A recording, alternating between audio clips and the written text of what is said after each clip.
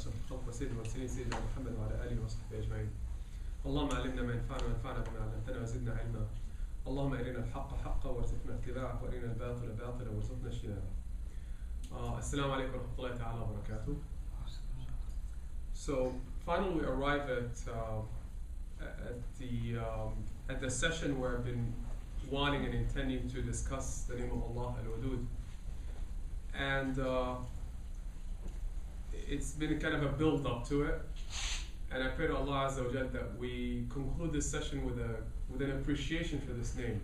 Because it is regarded as a name that is perhaps the closest to the heart and the soul of the human being. The closest of the names of Allah Azza wa Jal. And it speaks to the essence of the relationship with Allah Azza wa Jal. The name Al-Wadud. And we'll break it down inshallah. But in a nutshell, it can be translated as the most affectionate, as the affectionate one. And we're going to differentiate between love and affection and so many other aspects that pertain to this name. But I want to preface the presentation with something I heard last week. So I was at another university and we're discussing an entirely different topic. And this is not new to me. It's not the first time I hear this. I heard it from a lot of people, some of whom are religious, and especially among the younger generation. So the topic of loving Allah Azza wa Jal and Allah's love for the human being came up throughout the discussion and even in the question and answer session. Later on, I received an email from a sister from this university in which she says, I was struck by certain aspects of the presentation, especially about the love of Allah Azza wa Jal. Right off the bat, she says, I'll be very honest with you. The notion of Allah loving us sounds very Christian to me. So I wasn't sure what the rest of the email where it's going to go. But she said it sounded very Christian to me, and I'm not used to it. This is a practicing sister who says this to me. She says, I've always been reflecting on and familiar with the notion of Allah's mercy on us. And I think about them, and I reflect on it, but I never stop to think and reflect on that mercy being an expression of or translation of Allah loves me. And it really struck me.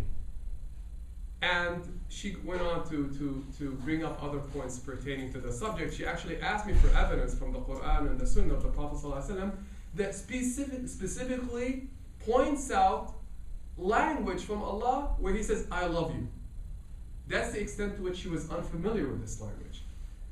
But Allah, dear brothers and sisters, it's not the first time I hear this. I've actually heard, believe it or not, some, unfortunately from our community, who when they hear the subject of love for Allah Azza wa Jal, they'll actually start almost like ridiculing it.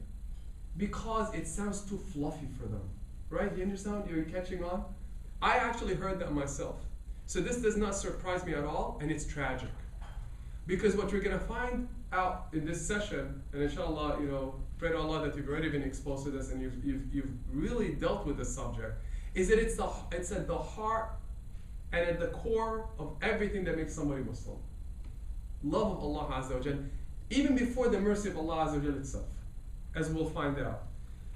And coupled with that, I wanted to appreciate something. This is kind of a guiding principle, guiding image that should stay in your mind as we discuss the names of Allah Azza wa Jal. Allah not only wants us to learn about His names, but also wants us, more importantly, to reflect on who gave Himself those names. It's Allah. So for example, last time when we spoke about Ash-Shakur, Ash-Shakur is the one who appreciates what you've done. We always look for appreciation for people. But Allah says there is none who will appreciate your deeds better than me. I'm the one who can fulfill that yearning in you for appreciation. Ultimately, Allah gave us those needs. So when you're looking for appreciation, when we're always looking for someone to appreciate our actions and deeds, and by the way, there is no such thing as I don't need appreciation. It's a core need of the human being. He says none will fulfill it but Allah. Look at the one who's fulfilling it for you.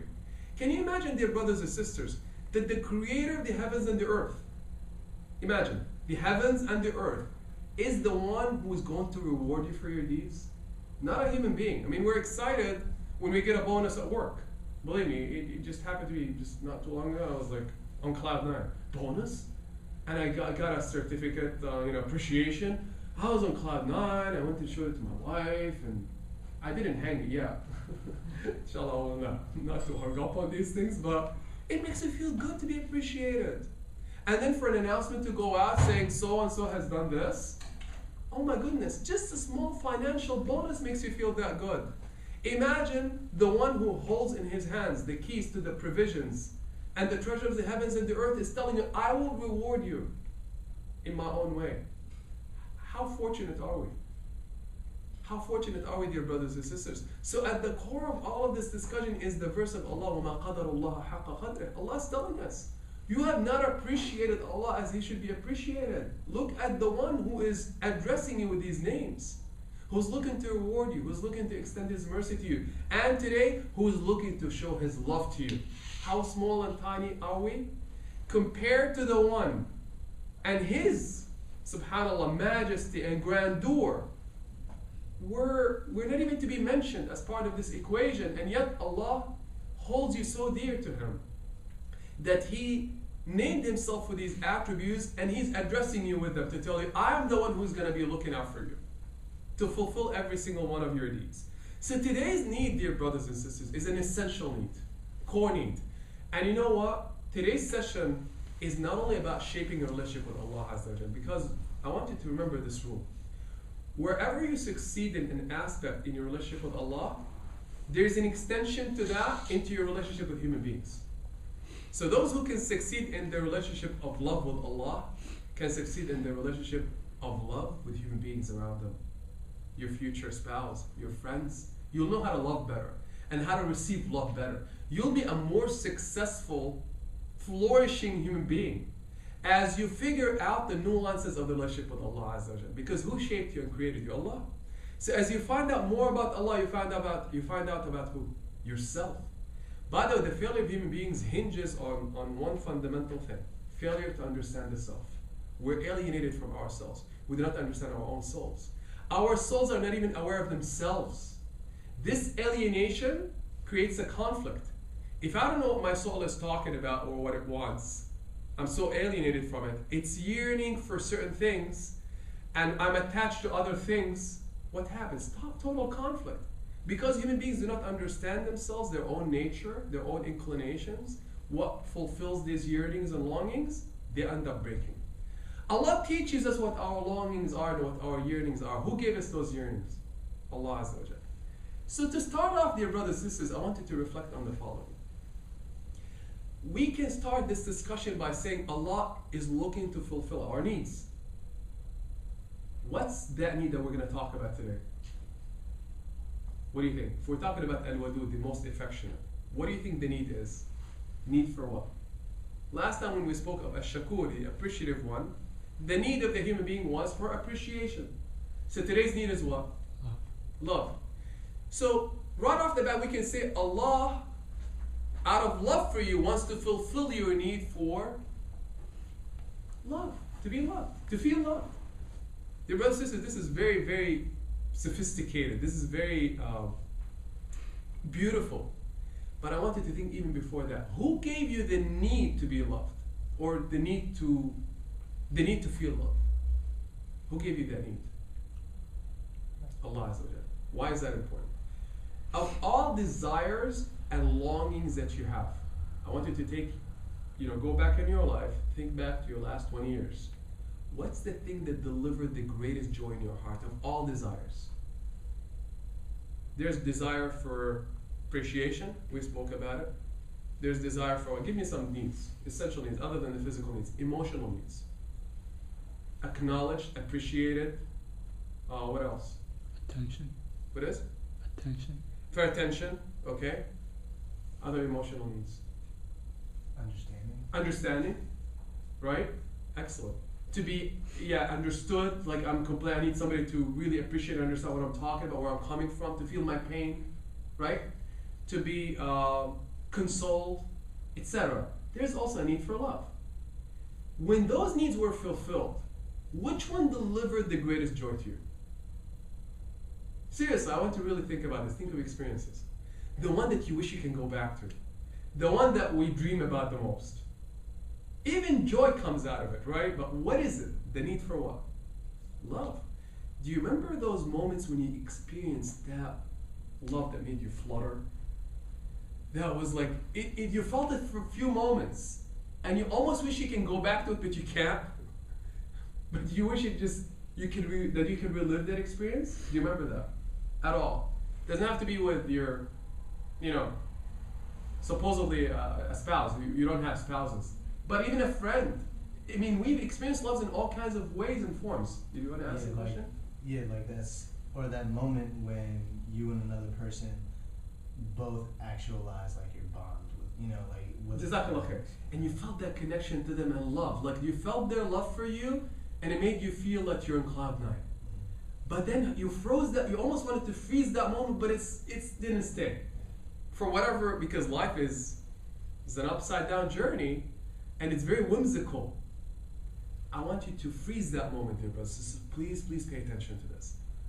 Who is it that gave you that feeling of joy at that moment? Allah Azza wa Jalla. He made you experience what happens when the need for love is fulfilled. He gave you a taste of it. So what do you think He wants you to have? Like, if He's giving you He's giving you a package of feelings, and you've experienced in your life moments where, when they're fulfilled, the joy is unparalleled. Isn't that a bounty from Allah in itself? What I'm saying, dear brothers and sisters, is Allah didn't give you those needs accidentally. It's part of the package to make you happy. Because who can figure out these emotions? Who created them? Who molded you to have these emotions? But Allah. Allah could have made us machines that pretend to smile, that does things, but He added to you a package of emotions that give you unparalleled joy. Make sense? Now He gave us those senses and gave you experiences in life where you can experience those senses and experience ways to fulfill them. But no matter how much we fulfill them, even when we experience that pure, unadulterated, even if it's romantic love, which is supposedly the ultimate love, right, that we long for on this earth, it just does not last. Isn't it true? So right off the bat, I want you to think of the bounty of Allah, the mercy of Allah, that He even gave us those feelings. The challenge is that Allah put us in a realm where none of these emotions and yearnings and longings can be fulfilled to the max. Even though He gives us a glimpse into the feeling, a taste of that feeling occasionally, but it's not absolute. What do we experience with love on earth, brothers and sisters? The whimsical nature of this love. How often do we either experience it ourselves or we see it with other human beings? What is that thing that breaks the heart the most? By the way, wherever an emotion delivers the greatest joy to you, conversely, what does it do? If it's unfulfilled or if it's disappointed, it delivers the greatest what? Break. Make sense? So the yearning that we have, the most intense yearning we have is for love. And we need it, by the way. Your well-being depends on being loved. Check with children who are not loved, not surrounded by love at an early age. They're dysfunctional. They just never grow to be normal. Plain and simple. It's an essential core need that Allah placed in us. It needs to be fulfilled. But the whimsical nature of life has shown us over and over that where we love or we're loved, it's a matter of time before the mood of it changes, before it goes down, before even love can turn bitter. We've seen it, dear brothers and sisters. How many of us have seen our relationships with friends turn sour over nothing? Where you automatically have a good feeling for somebody. You know you like them, you love them. And something in your mood, I'm not even talking about a real physical reason. Your mood changes, and it swings, and you no longer want to see them. How often does that happen? I'm telling you, like, think about your family. I mean, ask married people. One time you were like, oh, so in love with your spouse, and the next one was like, you want to talk to them. What happened with the mind? It's the whimsical nature of the human being. So it's unstable. It fluctuates a lot. It's also conditional a lot of times. I'm not saying all of them. But oftentimes the love that human beings have for one another is conditional. First of all, we even love for the wrong things. Somebody's beauty. We attach ourselves, our senses hone in on physical things. Then we love. Then when that condition is removed, we no longer love. I love you because you give me. Once the giving stops, what happens? I don't love you the same way. That's why it's so wrong, by the way, when you're raising children, that you tell them, if you don't do this, I will not love you. Because what are you saying? My love for you is conditioned on you doing certain things. Dear brothers and sisters, this is the very essence and definition of dysfunctionality. Love should have never been intended to be what? A conditioned kind of bounty, a conditioned gift. It's not. The way it was created by Allah is for it to be given unconditionally. And that's the only way it will fulfill your desire. When it's given without conditions. Now, who do we go to on this earth to fulfill that need? It's an essential question, dear brothers and sisters. Because your entire being rests on feeling love. You're not going to be normal without feeling love. Where do you find it? Who do you go to? I want you to think to yourself, what sources do I go to? Who do I seek out on this earth, either human beings or experiences, to give me that intense need for love? Everybody has different answers. And within the group of human beings that you're looking at, who you're expecting or you're hoping they would give you some love, what kind of human beings? Isn't it true? Because there's a lot of details to that as well. So which human beings?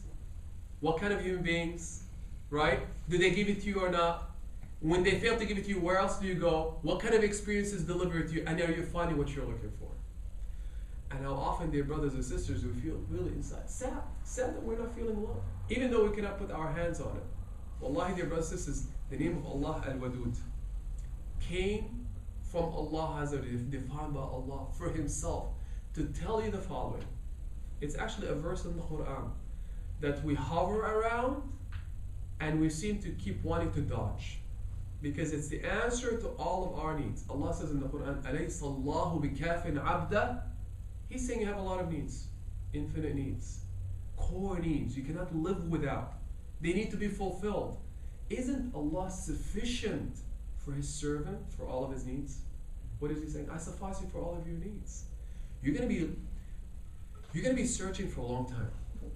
And human beings and experiences of this life will never, this verse is saying, they'll never fulfill completely your needs. The only one. And He's asking us rhetorically, am I not sufficient? Is Allah not sufficient for His servant? Because He's the one who created him. He's the one who molded this human being with all these needs. And He created the soul that yearns for these things. And the soul all along has come from Him and loves none but Allah. And yearns for none but Allah. The problem is we're detached from our souls. Very simple. So if you're looking for appreciation, Allah's saying, am I not sufficient for you? As a source of appreciation. If you're looking for love, He's saying, am I not sufficient for you? The question that we're going to address today is, then why are we not loving Allah? Because it's easy to say, you have to love Allah, right? We always say is we have to love Allah Azza wa Jalla, right? But love, brothers and sisters, is not coerced. It's not have to's. We have to stop this language of I have to. There is, wallahi, ever since I was young, you even read it in textbook, you have to love Allah. Like, what is this, a rule, like a code, you program? It doesn't work that way. What's my evidence? In Surah Al-Baqarah, Allah says, لا إكراه في الدين. Even Allah's not interested in that. So we're essentially forcing things onto Allah. Allah said, I'm not interested in you coming to me by force. I don't want it. What does that show you? What is Allah interested in? He wants you to come willingly, lovingly. Not by coercion, not by somebody telling you you have to. There is no such thing as love, dear brothers and sisters, if it's coerced. There is no such thing as faith if it's coerced. Our entire deen is predicated on this understanding. No coercion in faith. And all the emotions that come with faith. None. And it will never be long lasting. And it will never actually be even tasted or experienced. The problem is that we don't actually have love for Allah. We don't taste it. We don't know. And that's the question we need to address today is, why are we not loving Allah? Because we're going to compare that to experiences of love. Think about people you love. You have certain emotions towards them. The question is, why can't we have the same emotions towards Allah Azza wa Jalla? There's a good answer to all of this.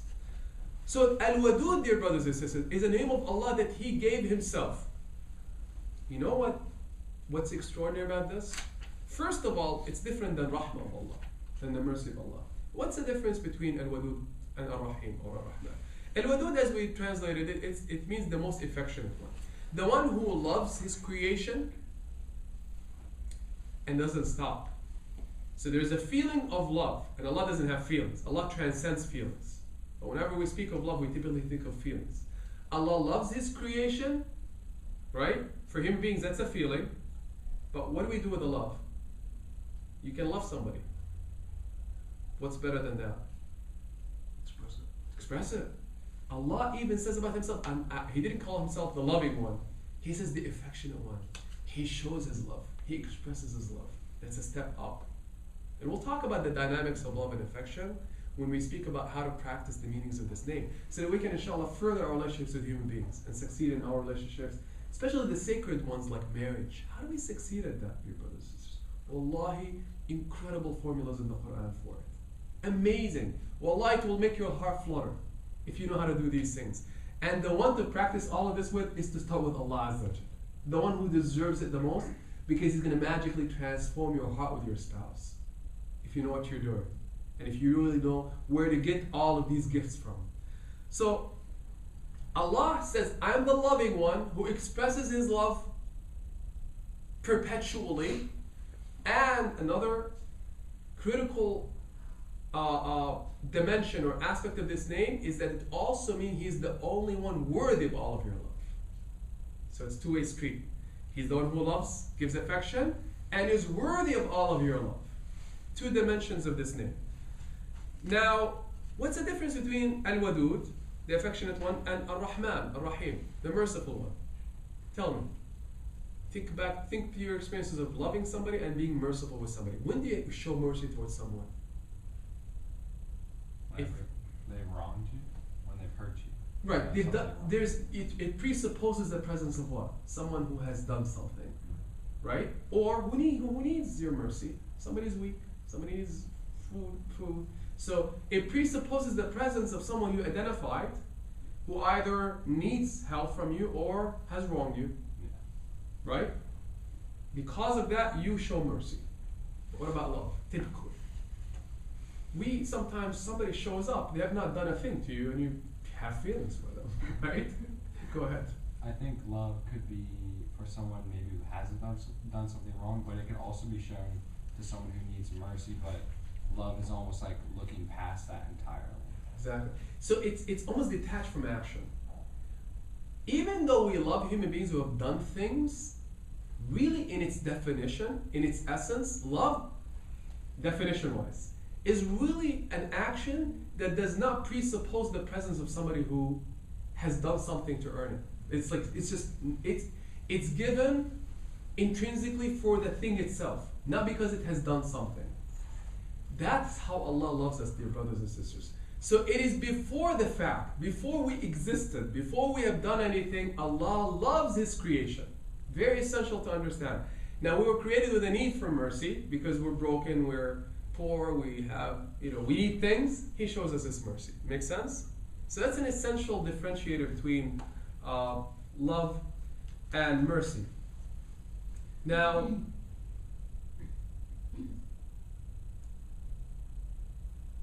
when Allah names Himself Al-Wadud, again, I want you to pay attention to this as a rule, with not only this name, but all the names of Allah. Who is He addressing? Who's being addressed by this name? Think about this. Who is He talking to? Talking to me and you. Wallahi, brothers and sisters, this is a very profound point to understand. Whenever you hear a name of Allah, we always kind of detach ourselves from it. He's literally addressing you. You little creature, you're being talked to with this name. He's saying this is for you. And every single name of Allah is nothing but an expression of His love for you. So the very name Al-Wadud, dear brothers and sisters, is coined by Allah for you, and is telling you, can't you hear me? I am the one who loves you. That's what the name means. Beyond any love you can experience. Brothers and sisters, imagine again who is addressing you. The creator of the heavens and the earth. وَمَا قَدَرُ اللَّهَ حَقَّ قَدْرِهِ. The creator of the heavens and the earth, who created everything, who created even emotions, who can fulfill the emotions beyond comprehension, is talking to you and is telling you, I love you. and you're the one who is being addressed by this. Dear brothers and sisters, as some say, if we were to know how much Allah loves us, you know, many human beings love us without knowing. I'll be honest with you. Our parents, chief among those, right? The most prominent example. We'll never understand the love of our parents for us until we have children. I heard it so much before I had children. I never really, I said, yeah, sure, it makes sense. But I never really understood it until I had my children. Even in the first few months, I loved my children, but not like now. It's crazy. It's just not normal. And by the way, that's another secret in Allah's creation. In Allah's creation, who gives the parent that love? It's ridiculous. I'm telling you. You know, Allah gives you that feeling. It's crazy. Like nobody puts up with their children if they didn't love them. They'll kill them. Like they drive you crazy. But they also engender in you the most beautiful feelings.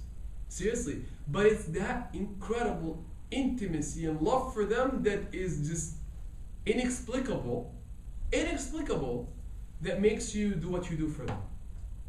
That makes you want to sacrifice your entire life for them not to feel pain, for them to be happy and smile. Only Allah could have put that love in the heart. SubhanAllah, dear brothers and sisters. So look automatically how Allah is manifesting His love for us. He creates the need for love. He makes you feel loved by others in ways that are unimaginable. Imagine if the love of your mother is a manifestation of Allah's love. How will His love manifest? Does that make sense? If your mother's love feels that good, and she goes out of His way to do things for you to that extent, what will happen when Allah loves you?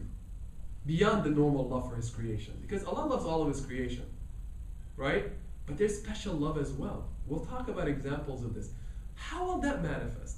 If your own mother, who's a creature of Allah, whose heart was created by Allah, whose emotions were defined by Allah and molded by Allah, can love you this much, and it's a manifestation of His mercy and love, how will His love show directly to you? You can just imagine what will happen to a human being, dear brothers and sisters, when Allah loves them. No joke, and this is the essence of our faith. So Allah, dear brothers and sisters, it's very essential to understand this point.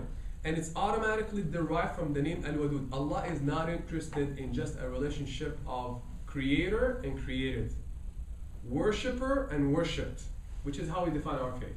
You need to worship Allah. You have to obey Allah. You have to.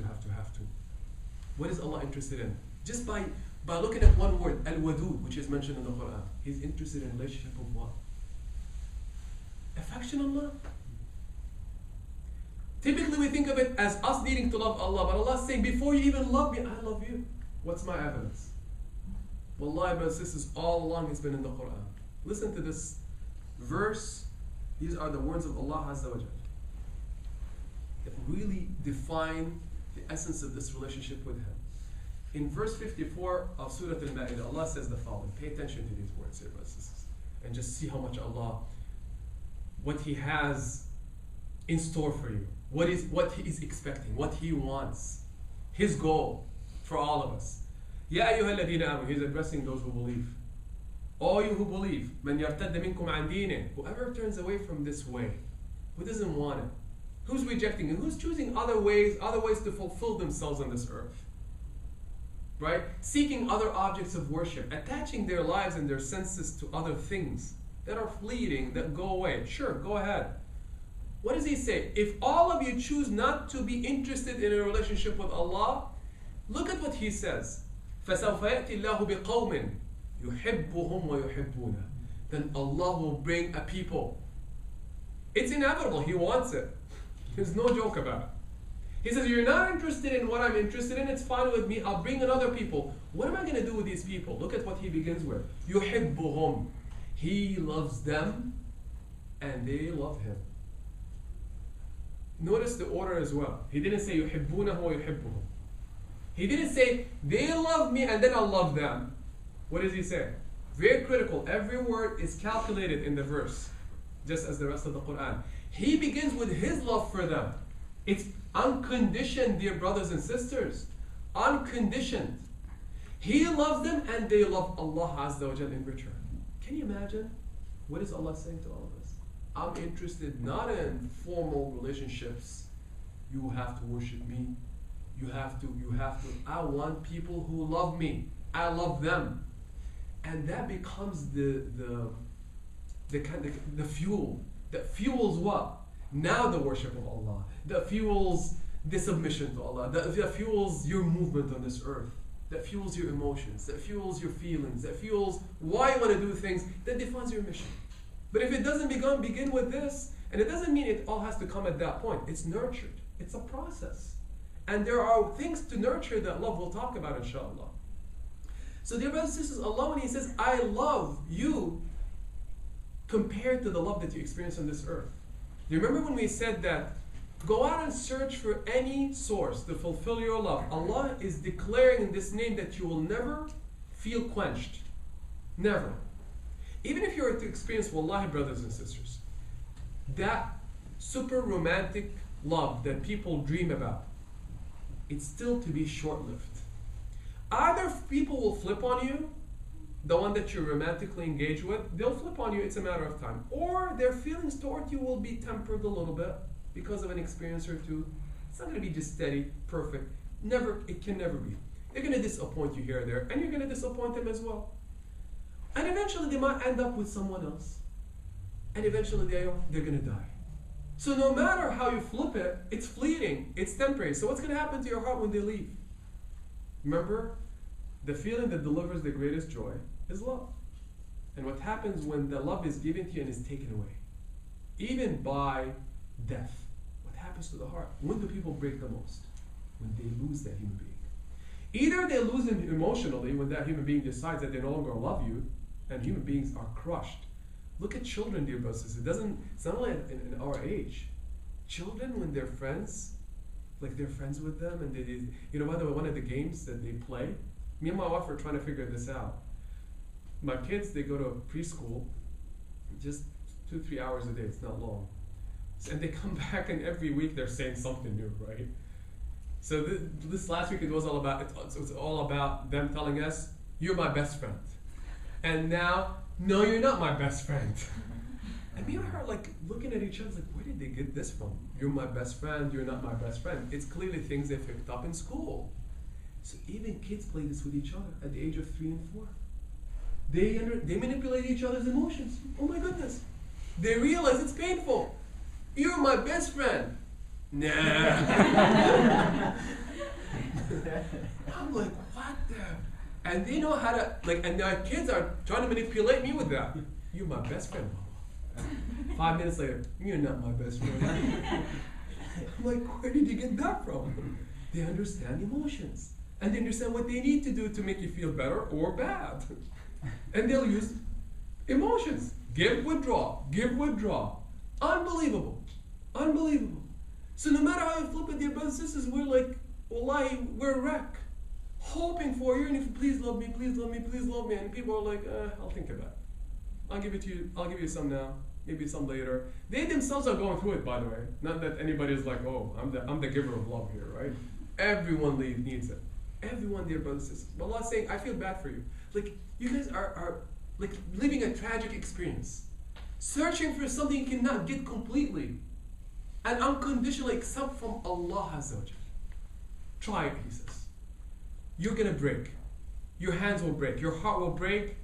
And your heart still needs me.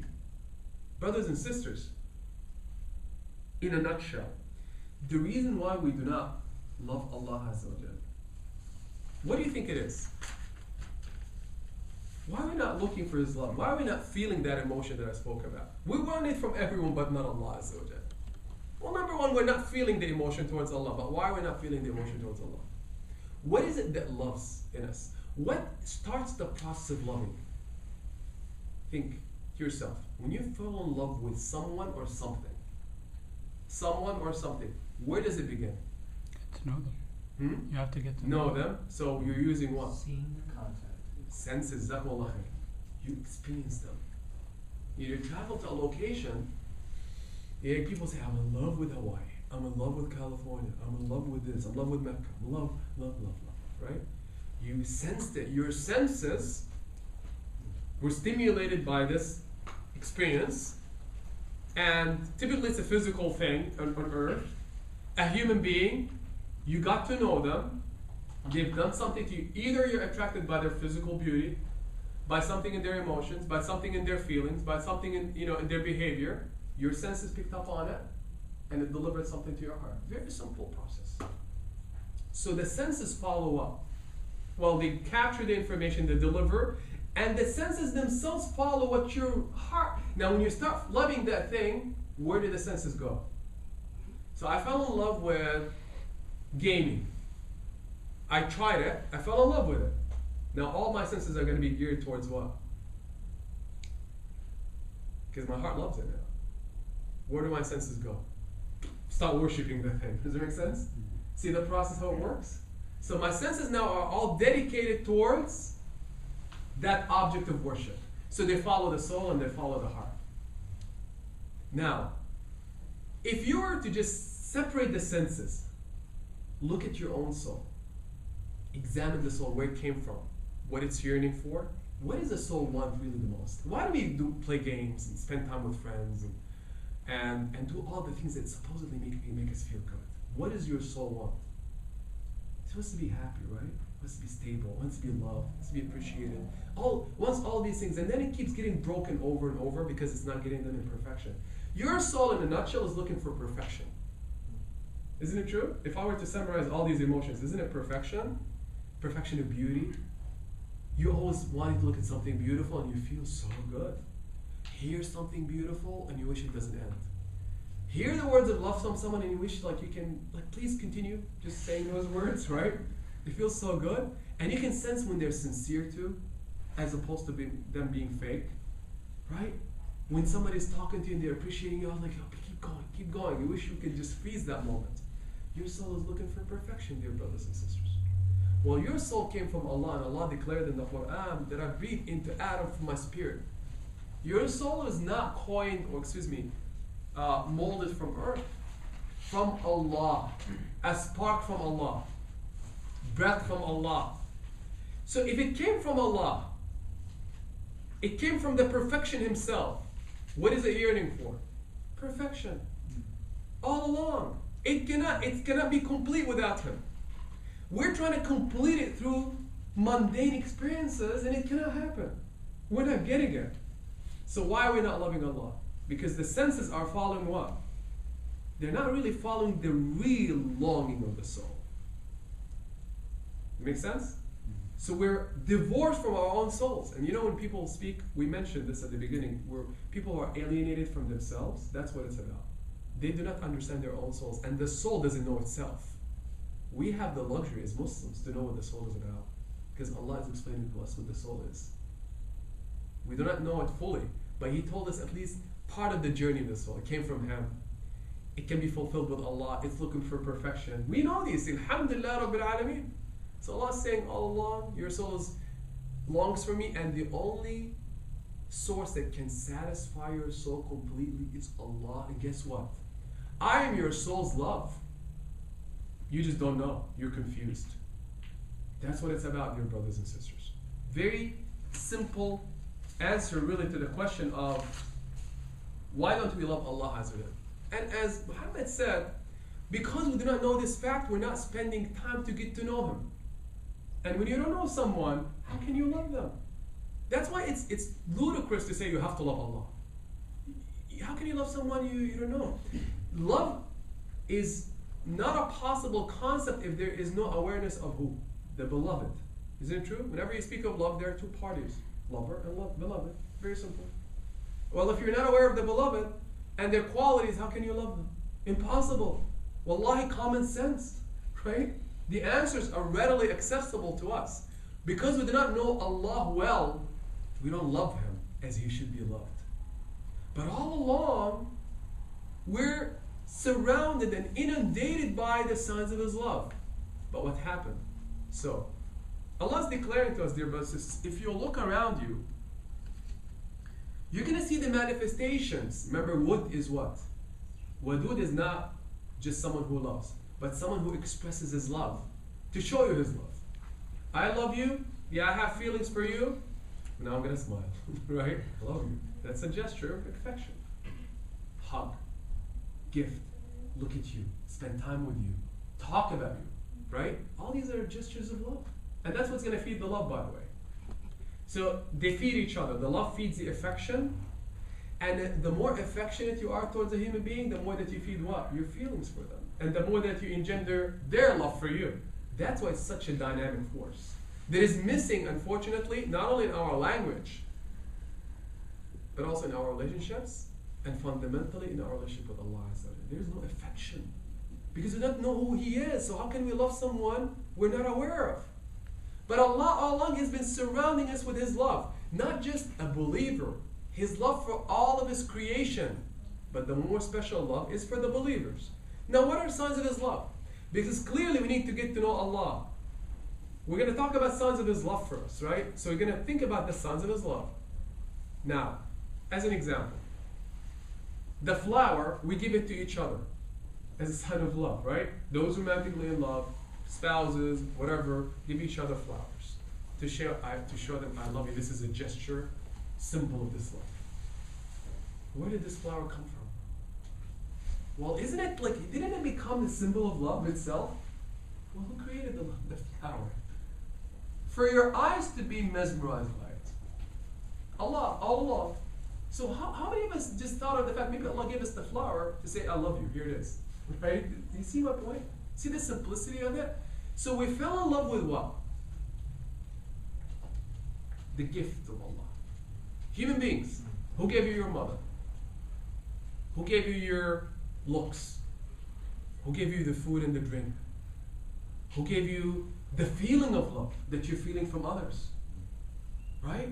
The feeling of joy, the smile, the sight of children, right? The warmth when we sit as friends and talk. Who gave us all of this? Allah. Just bear with this thought, right? Getting to know Allah, right? What happened is Allah inundated us with bounties to show us what? Here I am, I'm loving you, pay attention, right? Because when you love somebody, what do you do to get their attention? You start sending gifts, left and right. You knock on their door, you check on them, you call them, you even talk to others to talk. You talk to others hoping that the other will talk to them about how you feel for them. Wallahi. And some people take it to extremes to the point where you can start getting bothered, right? Stop giving me things. Stop. Whatever it is, human beings, right? That's just because of our weaknesses. But we know quite well, dear brothers and sisters, when we love a human being, we don't stop by saying, I love you in my heart, but you want him to know. So one level is to say, I love you, verbal manifestation of the love, which is wood, by the way. And now, people start demanding more poetic expressions, right? So we hear it in relationships, oh, I want a poem written for me, right? Because they just want some kind of like beautification of the expression of love, right? For them to fall more in love. And then you go out of your way. I know some brothers who just draw poems and poems and poems. I mean, someone I know actually who's married, he's, mashallah, incredible poet. Every other day he's sending me a poem, right? Just to show you, he's mashallah very creative. And I'm like, envy him. I just don't know. I told him, I cannot write anything, sorry.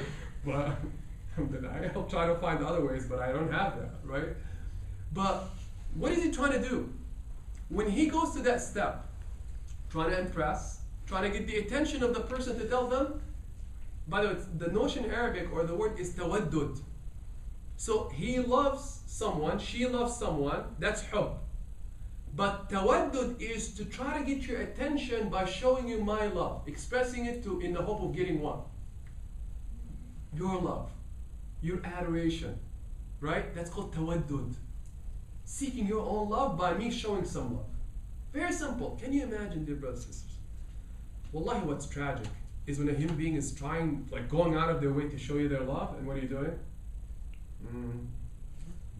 Whatever, right? Dismissing it. Not even being aware that it happens. How much does that hurt? Like, think of your friends. You're really trying to get somebody's attention.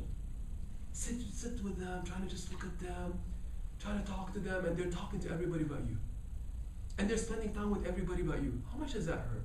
Kills it. Let alone now those in romantic love. They can kill themselves to get somebody to love them. And how many cases have we heard of this, dear brothers and sisters? Suicide. People go to the fringe, kill themselves to get someone's love. So the most tragic in our experiences is when we love someone and we're showing them signs of our love and they're not reciprocating. They're not even acknowledging us. Well, dear brothers and sisters, what's even greater in tragedy is when the creator of the heavens and the earth called himself Al-Wadud. Before our creation, he's preceded our creation by, subhanAllah, setting up the stage with signs of his love for us, to receive us, inundating us with infinite forms of expression of his love, till our death and beyond infinitely, and we're not paying attention. There's nothing more tragic than this, because there's no love that can compare to his love. He's telling us this. And we're not paying attention. Brothers and sisters, any human being, when you keep doing this to them, eventually what do? They either start hating you, or they do something to themselves. Whatever it is, it's negative. Isn't it true? If you keep ignoring a human being, wallahi, it's a matter of time before their love for you flips into rancor, into whatever feelings that are born out of being disappointed, out of being broken. Wallahi, brothers and sisters, shouldn't it be the expectation that Allah sees us? Just that says, you guys are not getting it. Stop here. How many times do I have to show you that I love you? And you're not even acknowledging them. You're not even aware that I'm giving them to you. Because what's happening is that we're falling in love one more time with the objects of the expressions of his love, whatever he's given us. The air, the car, clothes, human beings, the things that they make us happy. Our children, our spouses, our friends, the money, everything. We're falling in love with the objects that he gave us as signs of his love and forgot about who. And we didn't make the connection about the one who gave us those things as expressions of love. Now, once your soul starts making that connection, actually your soul is already making that connection, you're just not aware, right? Once you start seeing and correlating or relating every single experience that you have, including your feeling of love, that when you feel loved by some human being, your mother, your friend, you say, Alhamdulillah, Allah just showed me his love by sending me this mother to love me that way. This friend to smile on my face and make me feel that good. So I'm happy with the friend, but I'm happier that Allah showed me that sign. And Allah now is looking at your heart and knows that you've been able to relate that to him. How do you feel now? Brothers and sisters, remember when I said your soul is looking for perfection? Who do we love the most? So first of all, we spoke about relating the objects, the bounties, to the grantor of the bounty. The gift, we're falling in love with the gift, and it's not fulfilling us. Allah's saying, pay attention to the giver of the gift. That's the one that deserves your love. Gifts can come and go. I'm giving him to you and I'm taking away just for you to fall in love with me. But the problem is we're falling in love with a gift, and then the gift crushes us when it fails us. He's saying, if you were to just pay attention, the gifts itself are relevant. It's about me, my relationship with you, right? But one more thing. So that's the key to building love with Allah. Get to know Allah as the source of the gift. We'll talk, inshallah, in the discussion more about this. But what else will allow you to grow in love with Allah? What does the heart love the most? Tell me about qualities. Who do we fall in love with? Tell me, physical and tangible and intangible. What do we fall in love with? At an emotional level. Quickly. This is not a hard question. Treat us well. What is it? People who treat us well. Treat us well, kind. Like the feeling, like falling in love with that elated feeling that you're talking about. Right. So okay, I understand. So you're in love with the feeling. It's like you're like the joy that you feel, Like infatuation.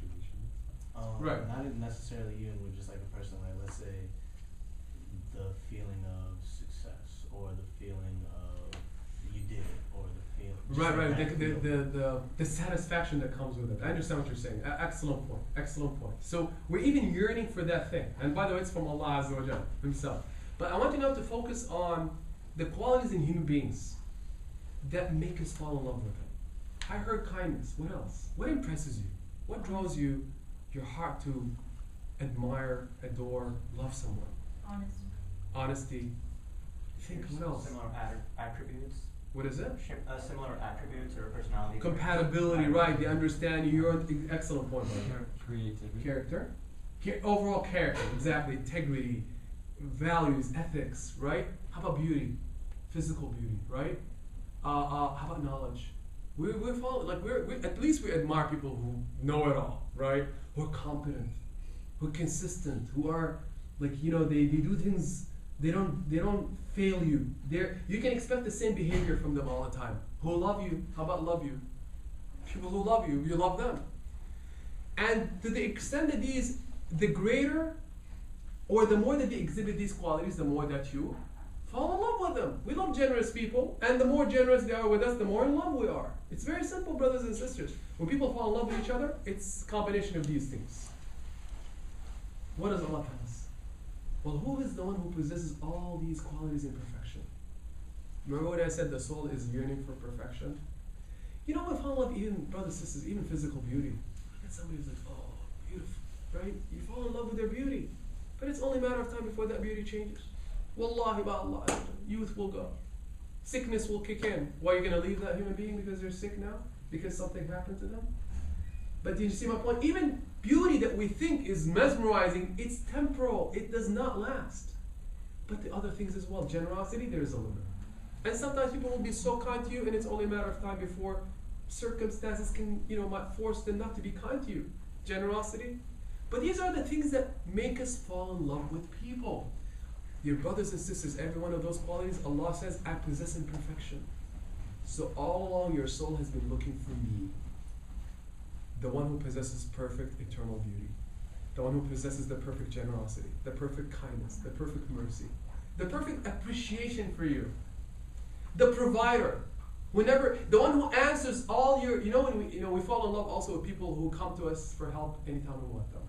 Allah says, well, I hear all of your needs, pains, requests, and I deliver right away. He gave himself names to address that need. As-Samad, Al-Mujib, the one who answers your supplications. So all the qualities that you're looking for, Allah possesses them in perfection, and there's none but Allah that possesses them in perfection. So what your soul is looking for is Allah. The problem is we don't reflect on who possesses these qualities in perfection. So these are the two primary reasons why the heart is not in love with Allah. Now, to the extent that you reflect on these things, first, the giver of the gift that you have in your hand, and He's the source of it, and that itself, the gift. Friends, here, you are a gift. To me, I'm a gift to you.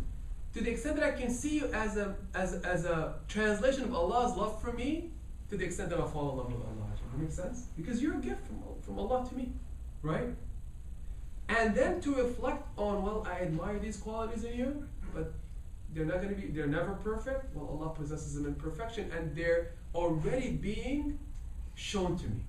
Remember that. Allah's not waiting to show you His generosity. He's already been so generous to you. Allah's not looking to fulfill your needs. He's already been fulfilling your needs throughout your life. And you haven't even seen yet what Allah's goodness is all about. Make sense? What time is Maghrib, by the way? Now? Okay. So inshallah, here's what we'll do. We'll break for Salah. We'll come back inshallah. I need another half an hour. This is a long subject, by the way. Subject of love of Allah Azza wa Jal. We'll do half an hour inshallah, and then we'll do a QA session or a discussion session inshallah. Please stick around. Even the stuff that we're going to discuss is inshallah even better afterward. Inshallah. Seriously, it will be worth your time. Very practical stuff. Wallahi, dear brothers and sisters, I promise you this. The stuff that you learn about this name of Allah Azza wa Jal, how to live with this name, how do you show your love towards Allah, how does Allah show you His love for the believers, and how do you extend or take those manifestations of love and the formulas of love and apply them in your life. Wallahi, dear brothers and sisters, I tell you, it will alter your experience of life and alter your relationship with Allah completely. That's why this is such a core subject in Islam, and unfortunately we're not paying enough attention to it. So please make sure that if you have the time, inshallah, stick around for another hour after this. We'll do, as I said, inshallah, hopefully I can squeeze it in half an hour, the material, and then inshallah open the door for a discussion. Jazakumullah khair, inshallah, we'll pray Salat al-Maghrib, and we'll zoom afterwards. Assalamu alaikum. I was planning to cover, but I'll leave them for the discussion, like the ultimate question, how to practice the meanings of the name. So with that, inshallah, let's begin. Alhamdulillah Rabbil Alameen wa salatu wa salam ala Rasulillah. Brothers and sisters, to summarize, Allah defined the name for Himself, Al-Wadud, that speaks of a perfect quality of Allah. Allah's capacity for love, infinite. Allah is declaring, I love you. And there are many signs of my love for you. And I, as we say in Arabic, أتودد إليك. There's no deeper, more meaningful experience than you reaching out to someone to say, I love you, and I'm going out of my way to get your attention. Wallahi, brothers and sisters, get your attention. How many of us have caught, or have, we got Allah's attention, or Allah got our attention when He's been dealing with us the way He's been dealing with us in this life? Have we really paid attention to what Allah has been telling us or not? And I want to ask you another question. Have we even experienced that feeling of love that many of us, all of us, yearn to have with other human beings? Do you understand my question? Go back to an experience of love you've had in your life. Whoever you've loved, and you had that fluttering feeling of joy that you cannot describe in words. How many of us have experienced a feeling similar to that with Allah? If we're not, we're missing out. Missing out completely. And Allah wants us to taste this because there's nothing like it, and it's a feeling that doesn't just go away. You have the ability to re-experience it over and over with Allah. Allah's love is accessible. Unlike human beings' love, conditional, not the love of Allah Azza wa Jal. So Allah Azza reaches out to you to show you His love. Really, wallahi, I pray to Allah that we feel just shy from that notion, like that we feel embarrassed that someone has been reaching out so much to us and we're not paying attention. That perhaps it's a wake-up call for us. For the beloved, who is really worthy of our love. What are the proofs of Allah's love? How does He actually express His love? First of all, to all of creation, dear brothers and sisters, something very profound. And it begins with you existing. Not after the fact. That you exist, that Allah put you on this earth with a name. You have a name, you exist. Shows you that Allah loves you. He would not have created you, shaped you to be who you are, to be sitting in this room if Allah didn't love you. The fact that He made you exist tells you, I love you so much, I want you to be happy. SubhanAllah. Just right off the bat. And then everything else that He created in this creation for you, literally, brothers and sisters, everything, tangible or intangible, is a statement from Allah, a message to tell you, I love you. Here's my proof of love for you. Just as you giving someone a gift. A toy to a child who gets busy with a toy, and it's a sign of your love for them, but it was never about the toy. We're busy with the toys, right? Simple examples here, brothers and sisters. We'll talk about this when we come to the name of Allah, Al-Badi', Al-Khaliq, the one who creates, the one who fashions, the one who is creative in his in molding His creation. Dear brothers and sisters, just look at the flower. We spoke about it as an example. Is it not the symbol of love? Well, how many of us have reflected on the fact that Allah created that flower for you to enjoy it, to smell it? And notice, dear brothers and sisters, how many forms of flowers are there? How many types of flowers are there? So many. How many colors? So many. Could the flowers not have been created to be of two colors, one color? Or all of creation? Look at the colors around us. There are even colors we're not even aware of. There are colors you only see at dawn or at sunset. Isn't it true? Who created those colors? How do you feel when you see these colors? Brothers and sisters, Allah could have created everything to be black and white. Black and white. But He chose to create all of these colors for your eyes. Because He wants you to be happy. And the fact that He wants you to be happy is a sign of His love. Because brothers and sisters, when someone loves someone, the thing you want the most for them is what? To be happy. Imagine Allah, how much He wants you to be happy, to enjoy beauty. He created beauty around you for you to be happy. For your heart to feel relieved. When you wake up in the morning at the tranquility of dawn. And you know how the heart feels at dawn, right? Or in the tranquility of the night. Or at a conversation with a friend that you really love. Brothers and sisters, wallahi, right after the prayer, I looked at everybody around us and the amount of love that is in this room. pray to Allah that we love all of us love each other for the sake of Allah. Is there a person in this room that you love so much, really, like, you have this, you can't wait until you see them? You know who put that feeling in your heart? Allah Azza wa Jal. Allah. Look at His love for you, that He made you feel that love for them. And if you feel loved by a human being in this room or beyond, the one who put that love in his heart or her heart for you is Allah, for you to be happy. Do you feel happy when you sense that? Do you have goosebumps when you sense this? SubhanAllah, brothers and sisters, there's no love like Allah's love. And what we're experiencing right here is a sign of His love for us. Sign of the love of Allah Azza wa Jal. Who gave us our mothers, as we said, our fathers. The mother who has infinite love for you, to care for you that much. Right when you're born, He gives you that milk from your mother. Here I am, taking care of you right at your moment of creation, or when you come into this creation. All from Allah Azza wa Jal. Etc., etc., etc.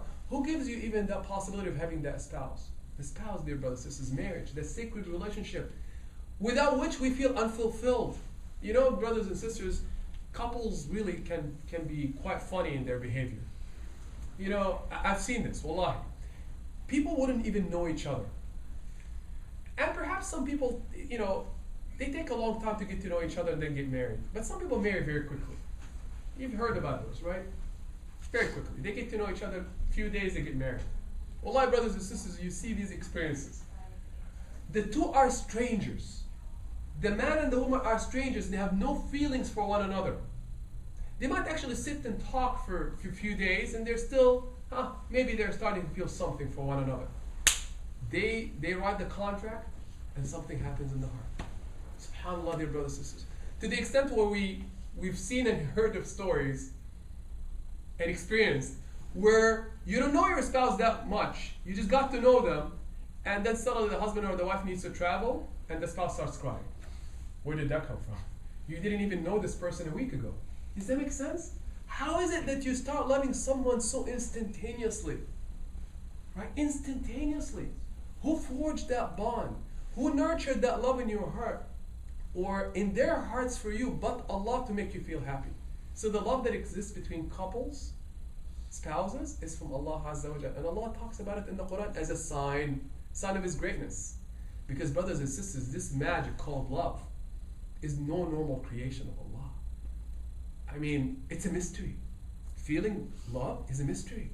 And only the Creator of the heavens and the earth could have created it and put it in our hearts to have that joy, ecstasy. Indeed, dear brothers and sisters, the relationship of marriage is a sacred relationship that speaks of the greatness of Allah and His love.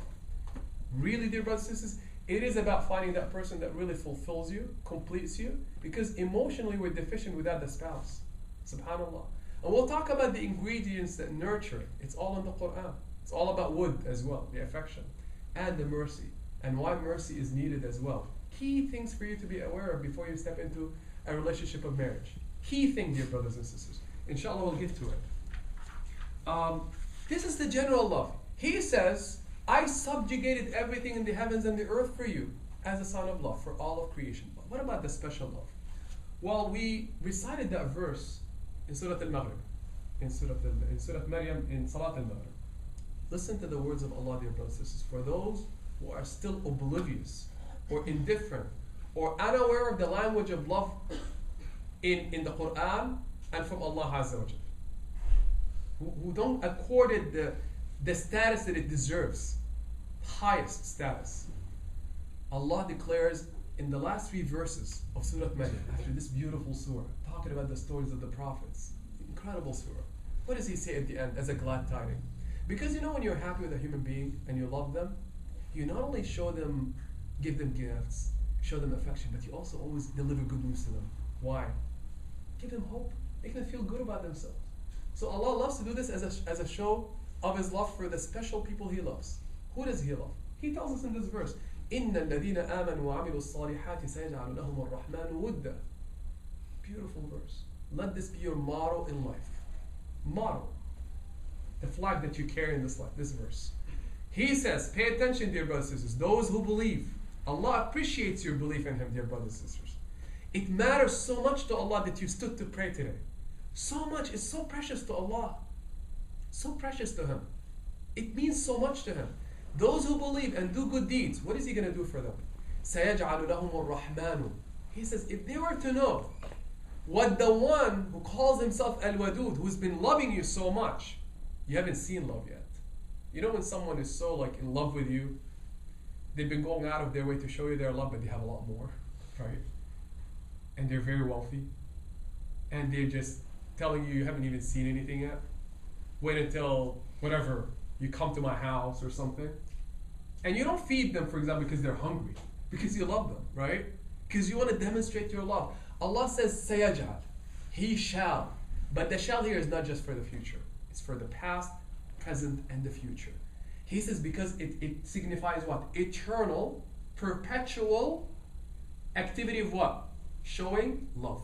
He says, He prepares, and He prepares for them in the future affection. Can you imagine? Normally you would have expected Him to say reward. Those who believe and do good deeds, Allah has prepared for them a reward. Allah has prepared for them a mercy. He didn't say this. In this verse He says, Allah has prepared for them wood. What's wood? Affection. Now what do you tell a human being who's been promised by Allah affection? Who's the giver of the affection? Brothers and sisters, if a human being loves us beyond measure, it's overwhelming. Right? Imagine a wealthy person again, with a big heart, all resources, they own so much land and homes and material and etc., everything. Right? You can dream about it, and they have it and they love you so much. And they want to show you their love. What can they do for you? It fills your life. What if the one who created the heavens and the earth, who calls himself Al-Wadud, and he tells you my love is not natural love, it's not like your love. It's beyond measure. It exceeds and transcends any love that you can experience. I am preparing for you love. He doesn't say I'm preparing a reward. He says wait until you see my love. I've been showing you some of it, but you haven't seen the rest. Brothers and sisters, if this doesn't move the heart, nothing will. Nothing will. Is He not? Is He getting our attention? That's what Allah says. Are you getting my attention or not yet? What else do you want from me? Right? We haven't seen Allah, dear brothers and sisters. Indeed, the believers will be overwhelmed by the love of Allah. And I'll tell you what's exciting about this. Again, go back to how you experienced love on this earth and how good it felt. Imagine if the moment that you felt the utmost love in your life. Go back to it. I don't know if you can capture it. I can capture a couple in my mind right now where I really felt intense love for someone. Intense.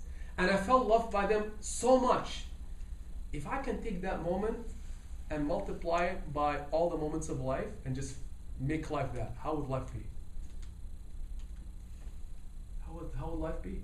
If you're experiencing perpetually love, unspoiled, how would life be? And this is only an experience of love with a human being. Unspoiled, how will life be? Would you want anything else? Freeze life. Let's stop here, right? This is it. This is it. Imagine now, Allah's talking about experiencing a love not human from the giver of love and the one who is love Himself. The creator of love, the source of love, perpetual love. All love is from Him absolutely perfectly, and He's telling you, I'm about to make you experience that love at its pinnacle, right? A love you've never experienced, and it's going to be perpetual, unspoiled. Would you look forward to this or not? So, dear brothers and sisters, Allah's love for the believers is very special, and it starts with life itself. What does He give us as signs of His love? Give me things on earth, just on earth. Signs of His love, signs of Him telling you, "I love you." Give me examples for the believer. Go ahead. The Prophet. Jazakallah khair. Wallahi, one of the best examples of His love. In fact, He mentions this in the Quran. لَقَدْ مَنَّ اللَّهُ عَلَى الْمُؤْمِنِينَ. I actually give you a minna. Minna is a favor, is a bounty that you cannot even pay back. You cannot. It's a minna, and I gave it to you without expecting something from you back. That I sent to a prophet who loves you so much. One thing we don't think enough about is the prophet's incredible love for the ummah. A big subject, by the way. Wish we had time to reflect on it. But it's a gesture, a sign of Allah's love for us, that He sends us a prophet who loves us so much, who is more concerned about you than you, who cries for you and me, dear brothers and sisters, cries for us to make it to Jannah, who will not rest until the last believer is out of the hellfire. Better than my father and your father, and your mother and my mother for us. We need Him more than we need ourselves. That's the signs. Iman is a sign of His love for you. Guidance is a sign of His love for you. Wherever you catch yourself doing something that pleases Him, He's actually making you do something that He loves. It's a sign of His love. SubhanAllah, dear brothers and sisters, how generous Allah is. Any good thing that you're doing that pleases Allah is actually a sign of His love. He's actually making you fall in love with things that He loves, which is a sign of His love, because He wants the best for you. How about the love that believers experience with one another? You know that pure feeling of love that you have for your brother or your sister? Have you felt it with, can you identify brothers, like a brother, sisters that you know you love so much? That feeling of love for the sake of Allah that you're feeling is a gift from Allah Azza wa Jal. It's actually a sign of His love for you. Because if He didn't love you, He will not make you experience it. Because there's nothing like it. Love for the sake of Allah is one of the highest. We'll talk about it inshallah more in the discussion. What else? Allah Azza wa Jal, dear brothers and sisters, of His signs of love, actually it's captured in a hadith, in which the Prophet ﷺ tells us that if Allah loves a human being, what does He do? Remember, there's a feeling of love, and there's you showing the love. How do you start showing the love? By words and deeds. You mention the person, you talk about them. Isn't it true? People, when they are in love with something, don't they talk about it a lot? And they announce it to everybody. I love so and so. I love such and such. And the more that you're in love with that thing, the more that you talk about it. Can you imagine Allah, the creator of the heavens and the earth, does not stop at loving a human being, but wants to do what with it? Announce it. He wants everyone to know. Verbally. So the Prophet ﷺ says that when Allah loves a human being, He calls upon who first? Jibreel. Best of the angels. Come, Jibreel. I love so and so. Allah tells Jibreel, I love so and so by name. And your name is being mentioned in the heavens. So Jibreel, because I love him, love this person. Now Jibreel, does he have a choice in this? No, Jibreel's feelings are automatic. It's not forced.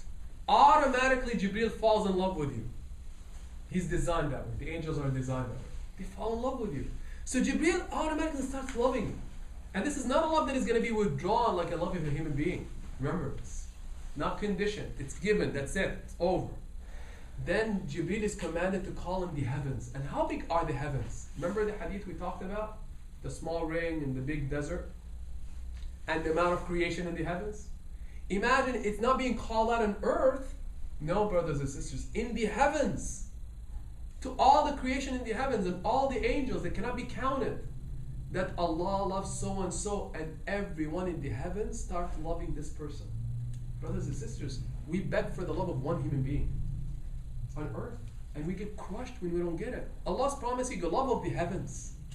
You become famous in the heavens, but with adoration and love. And all the angels start talking about you, mentioning you by name, and in love with you. And their love is not like the love of a human being. And Allah's love is even above their love. Imagine how much creation is in love with you now. And then He says, Sallallahu Alaihi Wasallam, and then the acceptance of this person is placed on earth, spread wide out. What does that mean? Allah will make creation of Allah, except some that are, let's say, rebellious. Who cares about them, right? Indifferent to Allah. He makes creation love this person. Brothers and sisters, we see it in our lives. There are perhaps some people that you see, they haven't even talked to you yet. They're pleasant. You sense something good about them, and you like them. You feel gravity towards them. Isn't it true? Don't you run across people like this? Or some that have not done a thing yet, and you feel repulsed. It's from Allah Azza wa Jal. Allah Azza wa Jal. Seriously. Some people might say something and you're like, always like it. Some people might say something and there's nothing good they can say that you'll like. Right? It's from Allah Azza wa Jal. So Allah promises that if I love you, I'll make creation love you, and earth itself. You know, there's a hadith on this. The Prophet ﷺ says that when the believer dies, earth, the ground, dear brothers and sisters, is so in love with you. The ﷺ says that there are two spots that cry for you. The spot on which you prayed and you put your head prostrated will cry for you. Every spot. Imagine every spot where you place your head will cry for you. And the spot in the heaven, the first heaven where your deeds were going, where they were ascending to Allah Azza wa Jalla, they'll cry, shed tears for you. Shed tears for you. Who made earth love you? We hear of the hadith of the Prophet ﷺ, or the story of the trunk of a tree loving the Prophet ﷺ. You ever heard the story? Brothers and sisters, the Prophet ﷺ was loved by creation, not just human beings. Everything loved him. He used to give his sermons next to a trunk of a tree, and he'll place his hand around it. Then they build the pulpit for him. So he stopped giving the sermon next to the tree. The companions of Prophet Muhammad ﷺ swore that they heard the trunk of the tree moaning like a cow delivering a baby. Moaning. Moaning. They heard it. Allah made the tree make that sound.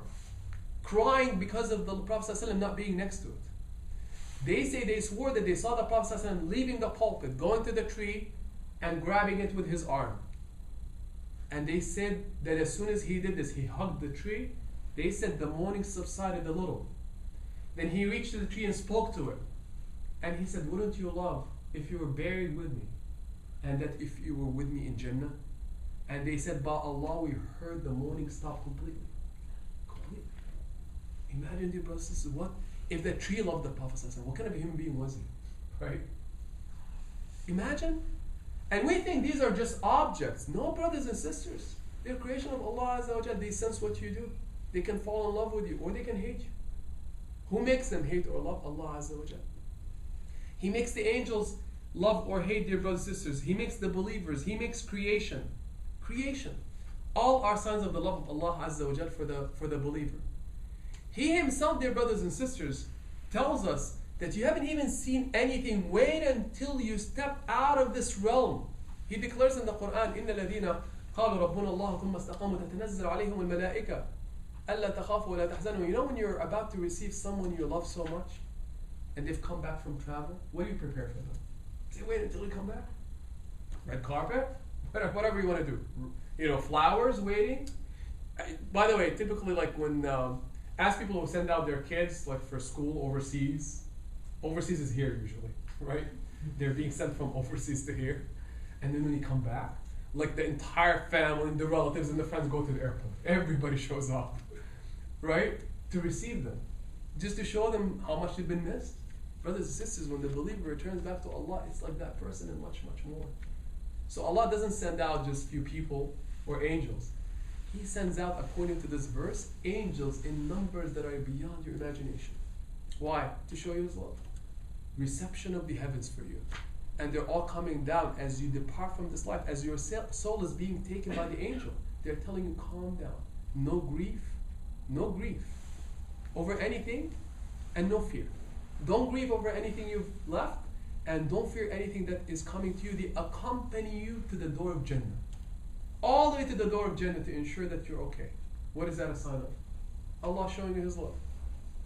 Non-stop. While on earth, Allah mentions in the Quran, I love you so much. This is in the Quran. That Allah, dear brothers and sisters, makes the angels that carry His throne, make dua for the believers.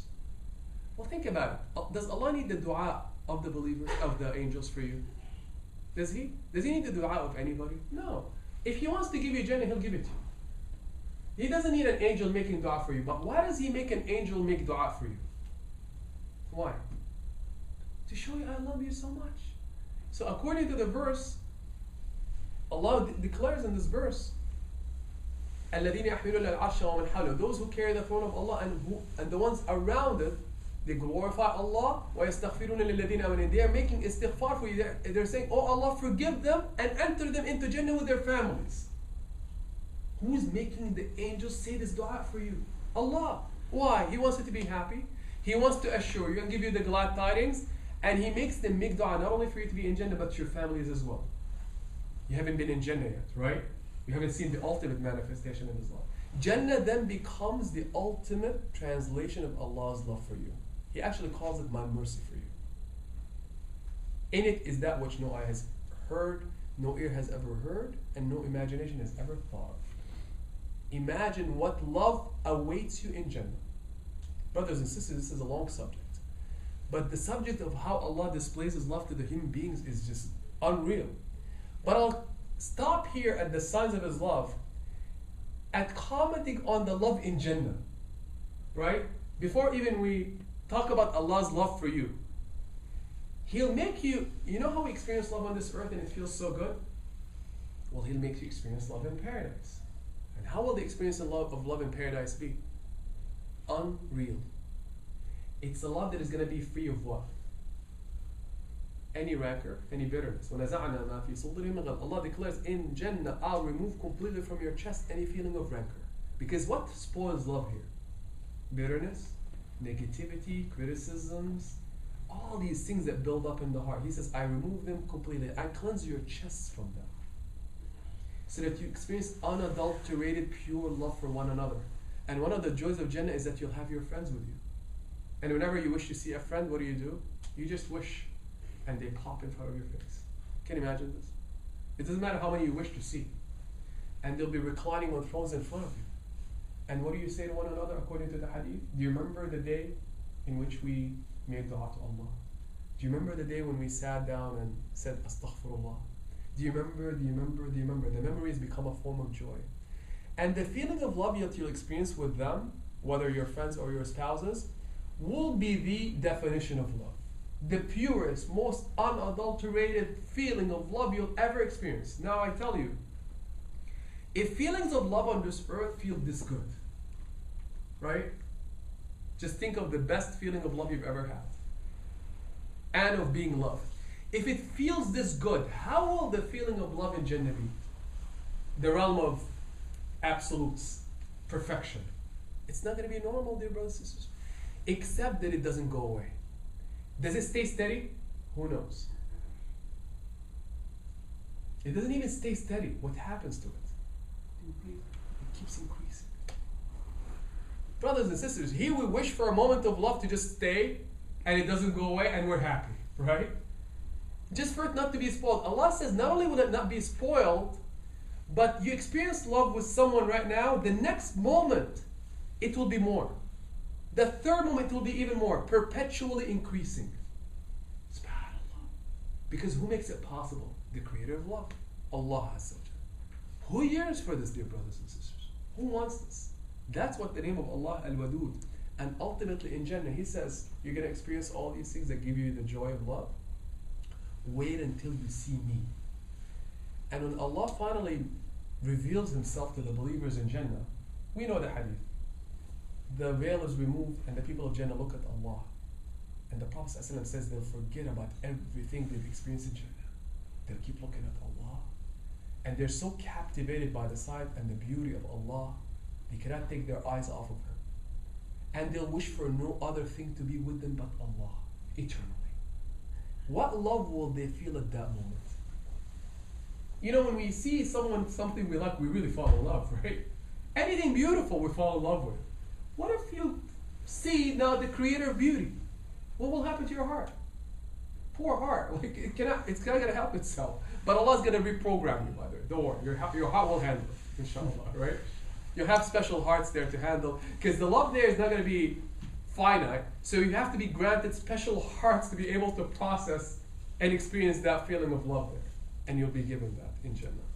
That's the love, dear brothers and sisters, that Allah speaks about in Surah Maryam. Those who believe in Allah and do good deeds, Allah has prepared for them affection. Affection. Affection that is already pouring on you, affection that you're already experiencing, and greater, many, many fold, waiting for the believer. Wait until you see Allah Azza wa Jalla. Let me conclude with this and end with it. And there are two kind of main questions that come out of this presentation. Now, number one is, have you experienced this love of Allah Azza wa Jalla? Do you feel any love for Allah Azza wa Jalla? If we don't, how do we feel love for Allah? Feel. I'm talking about feeling. Second, if Allah Azza wa Jalla has been coming to us with His wood, showing us, seeking our love, are we showing any love for Allah? And what love, or excuse me, what qualities, what deeds, what behavior does Allah love the most? By the way, there are clearly defined things that Allah loves so much that if you do, Allah will fall in love with you more. What are those things? And how do we live with this name? So I would like to take those, and instead of me presenting, take them one at a time, and perhaps for me to pose the question and let that open the discussion, inshallah. Is that fair? Inshallah. So let's open with the discussion of, we're not feeling that emotion for Allah. How do you feel love for Allah? I'll stop here.